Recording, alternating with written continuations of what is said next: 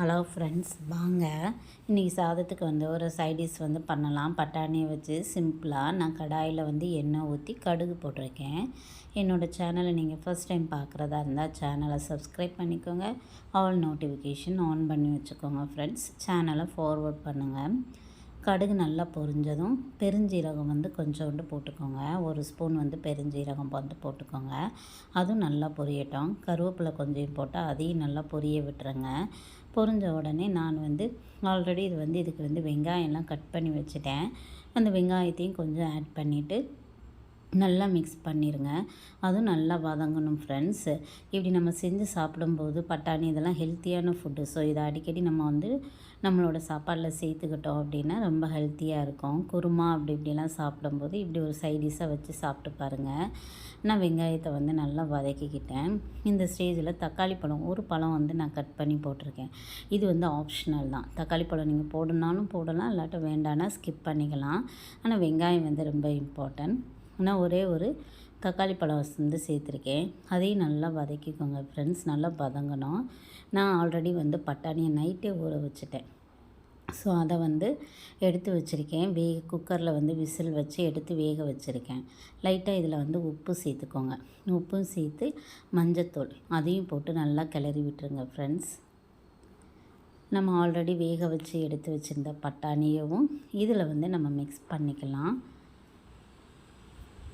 Mix பண்ணி அதையும் நல்லா கிளறி விட்டுருங்க ஃப்ரெண்ட்ஸ். இது நல்லா வதங்கணும். தக்காளி வதங்கினா தான் நம்மளுக்கு கொஞ்சம் வந்து ஒரு டேஸ்ட்டு கிடைக்கும். இதிலேருந்து நான் கொஞ்சம் வந்து எடுத்துக்கிட்டேன். ஏன்னா அதோட தேங்காய்ச்சல் போட்டு அரைச்சி இதோட மிக்ஸ் பண்ணிட்டீங்க அப்படின்னா ஒரு கிரேவியாக நல்லா சூப்பராக இருக்கும், டேஸ்டியாகவும் இருக்கும். அதனால் அதிலேருந்து பாதி எடுத்துக்கிட்டேன். வேக வச்சுருந்த பட்டாணியும் இதோட மிக்ஸ் பண்ணியாச்சு. அதையும் இதோட சேர்த்து நல்லா கிளறி விட்டுருங்க. எல்லாம் வதங்குறதுக்கு கொஞ்சம் டைம் எடுத்து பண்ணிங்க அப்படின்னா சூப்பராக இருக்கும். கொஞ்சம் வதங்கினா தான் அதனோட டேஸ்ட்டும் நம்மளுக்கு வந்து கிடைக்கும். இந்த ஸ்டேஜில் வந்து வீட்டில் அரைச்சி வச்ச மசால் பொடி வந்து 1.5 ஸ்பூன் வந்து சேர்த்துருக்கேன். அதையும் சேர்த்து நல்லா மிக்ஸ் பண்ணிக்கோங்க. நல்லா கிளறி விட்டுட்டு ஒரு கிளாஸ் தண்ணி ஊற்றி க்ளோஸ் பண்ணி வச்சுருவோம். அந்த மசால் வந்து அப்படியே அந்த தண்ணியோடு சேர்ந்து வேகும்போது அந்த பட்டாணி இதெல்லாம் நல்லா மிங்கிள் ஆகிக்கணும். ஸோ நல்லா வந்து இப்படி கிளறி விட்டுருங்க. க்ளோஸ் பண்ணி வச்சுருவோம். இங்கிட்டு வந்து நான் ஆல்ரெடி தேங்காய் எடுத்து வச்சுருந்த இந்த பேஸ்ட்டு இதையெல்லாம் சேர்த்து அரைச்சி கொண்டு வந்துட்டேன். அதையும் இதோடு சேர்த்து இந்த இப்படி கொதி வரும்போது சேர்த்துருங்க. சேர்த்து அதையும் சேர்த்து இதோடு மிக்ஸ் பண்ணிக்கோங்க.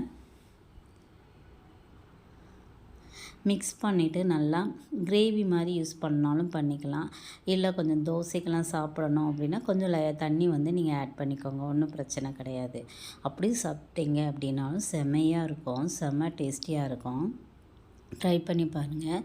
கண்டிப்பாக உங்களுக்கு பிடிக்கும் ஃப்ரெண்ட்ஸ். பிடிச்சிருந்துச்சுன்னா சேனலை லைக் பண்ணுங்கள், சப்ஸ்கிரைப் பண்ணுங்கள், ஃபார்வர்ட் பண்ணுங்கள். ஸோ நல்லா கொதிக்கட்டும். நான் வந்து சாதத்துக்கு சைடிஷாக யூஸ் பண்ணுறதுனால நல்லா வந்து கொதிக்க விட்டு இது பண்ணிட்டேன். ஸோ எனக்கு வந்து ஒரு கூட்டு வந்து பட்டாணி கூட்டு கிடச்சிருச்சு ஃப்ரெண்ட்ஸ். இதே மாதிரி ட்ரை பண்ணி பாருங்கள். Thank you for